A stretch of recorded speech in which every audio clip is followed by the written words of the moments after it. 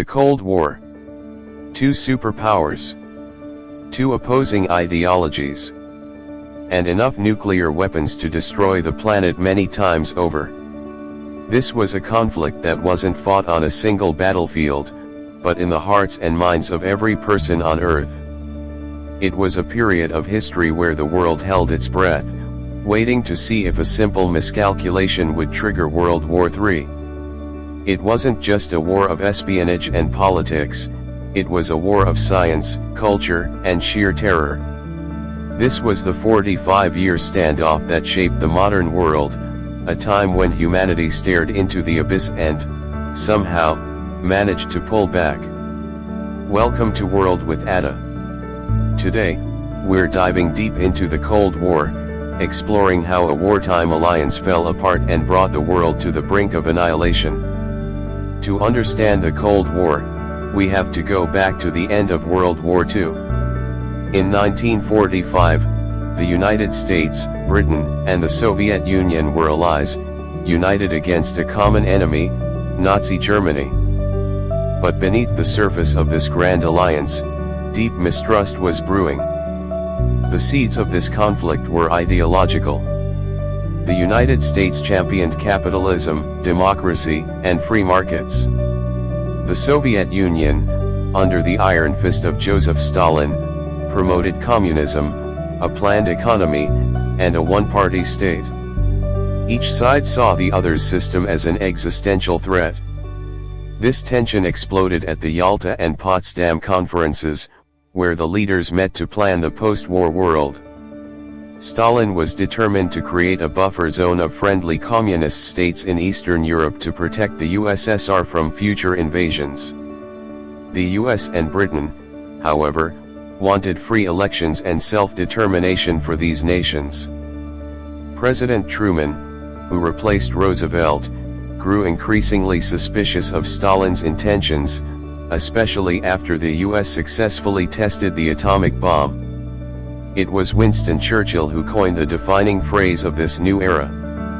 In a speech in Fulton, Missouri, in 1946, he declared that an Iron Curtain had descended across the continent, dividing Europe into two hostile camps.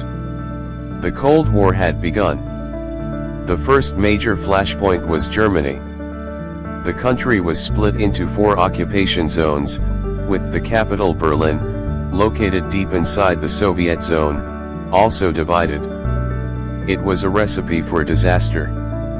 In 1948, the US, Britain, and France announced plans to merge their zones into a new, democratic West German state.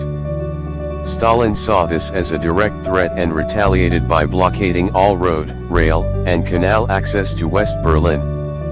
He aimed to starve the city into submission and force the Western powers out.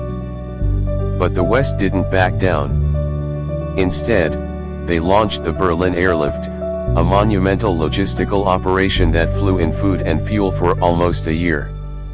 At its peak, a plane landed in Berlin every minute. It was an incredible display of resolve, and it forced Stalin to lift the blockade in May 1949. Following the crisis, Europe was permanently split. In 1949, the Western powers formed the North Atlantic Treaty Organization, or NATO, a military alliance against Soviet aggression. The Soviets responded in 1955 with their own pact, the Warsaw Pact. The division was now formal, and the arms race was about to accelerate dramatically.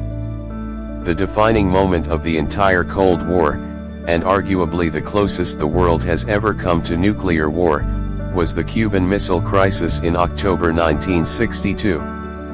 The US had placed nuclear missiles in Turkey, right on the Soviet Union's doorstep. In a move to level the playing field, Soviet Premier Nikita Khrushchev secretly placed nuclear missiles in Cuba, just 90 miles off the coast of Florida. When US spy planes discovered the sites, the world was plunged into a 13-day standoff. President John F. Kennedy announced a naval blockade of Cuba and demanded the missiles be removed. The world watched in terror as the US military went to DEFCON 2, the highest alert level in its history. The leaders engaged in tense, high-stakes negotiations while nuclear-armed submarines lurked beneath the waves. It was the theory of mutually assured destruction, or MAD, put to the ultimate test. If either side fired, both would be annihilated. The standoff ended when the US secretly agreed to remove its missiles from Turkey, and the Soviets agreed to remove theirs from Cuba. Humanity had survived, but it was a terrifyingly close call. The Cold War was a global conflict, and the superpowers fought their battles indirectly through what we call proxy wars. They would arm and fund opposing sides in local conflicts, turning them into battlegrounds for their ideologies. In 1950, the Korean War began when Soviet-backed North Korea invaded US-backed South Korea. This was the first significant proxy war, setting a precedent for the American containment policy in Asia. A decade later, the Vietnam War became a quagmire that defined a generation. The US poured billions of dollars into South Vietnam, fearing what they called the domino effect of communism spreading through Southeast Asia.